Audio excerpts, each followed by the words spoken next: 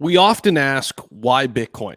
What makes it so special? Well, this clip I am about to show you from Bitcoin Clip on Twitter is said to be the best explanation of Bitcoin of all time. So take a listen, drop your thoughts down below, and more importantly, share this with a friend. Chairman Crapo, Ranking Member Brown, members of the committee. Thank you for the opportunity to speak with you today. My name is Peter Van Valkenburg, and I'm the Director of Research at Coin Center, an independent nonprofit focused on the public policy issues affecting cryptocurrency and public blockchain networks. What is Bitcoin? Bitcoin is the world's first cryptocurrency, and it works because of the world's first public blockchain network. What does Bitcoin do? It's simple. It lets you send and receive value to and from anyone in the world using nothing more than a computer and an internet connection. Now, why is it revolutionary?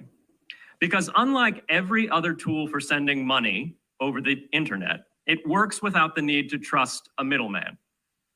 The lack of any corporation in between means that Bitcoin is the world's first public digital payments infrastructure.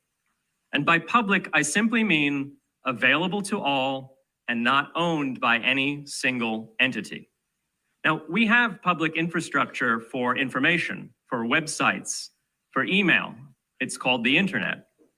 But the only public payments infrastructure that we have is cash, as in paper money. And it only works in face-to-face transactions. Before Bitcoin, if you wanted to pay someone remotely over the phone or the internet, then you could not use public infrastructure. You would rely on a private bank to open their books and add a ledger entry that debits you and credits the person you're paying. And if you both don't use the same bank, well, then there'll be multiple banks and multiple ledger entries in between. With Bitcoin, the ledger is the public blockchain, and anyone can add an entry to that ledger, transferring their Bitcoins to someone else. And anyone, regardless of their nationality, race, religion, gender, sex, or creditworthiness, can for absolutely no cost create a Bitcoin address in order to receive payments digitally. Bitcoin is the world's first globally accessible public money. Is it perfect? No. Neither was email when it was invented in 1972. Bitcoin's not the best money on every margin. It's not yet accepted everywhere. It's not used often to quote prices, and it's not always a stable store of value. But it is working, and the mere fact that it works without trusted intermediaries is amazing.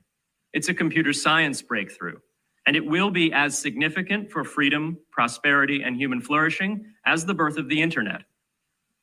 And Bitcoin is just the beginning. If we can replace private payments infrastructure, then we can replace other private choke points to human interaction as well. Now, why should we want to build more public infrastructure? Why should we embrace blockchains over corporate intermediaries? Why should we tolerate their inefficiencies and work to make them better? Why should we want the pioneers of this technology here in the United States and not fleeing overseas? A simple reason, because the corporate intermediaries providing today's critical but privately owned infrastructure are becoming fewer, larger, and more powerful, and their failures are increasingly grave. So roughly half of all Americans, 143 million people, had their social security numbers exposed to hackers because of a breach at Equifax. The SWIFT network has relayed hundreds of millions of dollars in fraudulent transactions because of hacked member banks in Bangladesh, Vietnam, Ecuador, and Russia. The FBI suspects now that the largest of these hacks was perpetrated by North Korea. Corrupt, low-level employees at an Indian bank, Punjab National, were able to fraudulently certify SWIFT messages stealing $1.8 billion.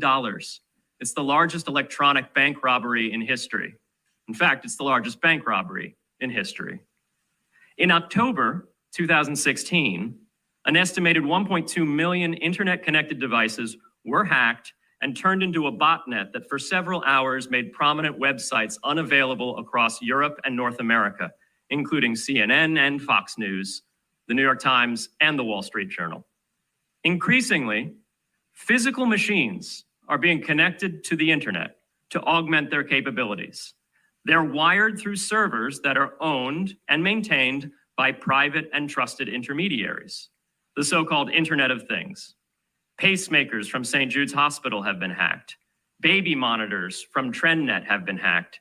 And Jeeps from Jeep have been hacked to the point where they can be remotely commandeered and driven off the road. Now, those vulnerabilities are inescapable in systems that have single points of failure. It doesn't matter if the point of failure is a corporation or if it's a government. There shouldn't be a single point of failure. Similar choke points existed before the internet. If you wanted to deliver a message, you'd have to go through one of 3 television broadcasters or a handful of newspapers. Private corporations are essential, but no critical infrastructure should rely on 1 or 2. The internet removed single points of failure in communications infrastructure and ushered in a wave of competition among new media corporations building on top of its public rails. Blockchains can similarly disintermediate critical payments and IoT infrastructure. The technology is not yet ready to answer all of those questions today, but it is our best hope. And as with the internet in the 1990s, we need a light touch, pro-innovation policy to ensure that these innovations flourish in America for the benefit and security of all Americans. Wow. That could just be the best explanation of Bitcoin of all time. Let me know what you guys think about this down below in the comments section. Again, share this with a friend. This is our mission together. We need to get people to understand what Bitcoin is, why it's so important, why it's so different, and why we shouldn't be afraid of this change. Thanks again. We'll see you.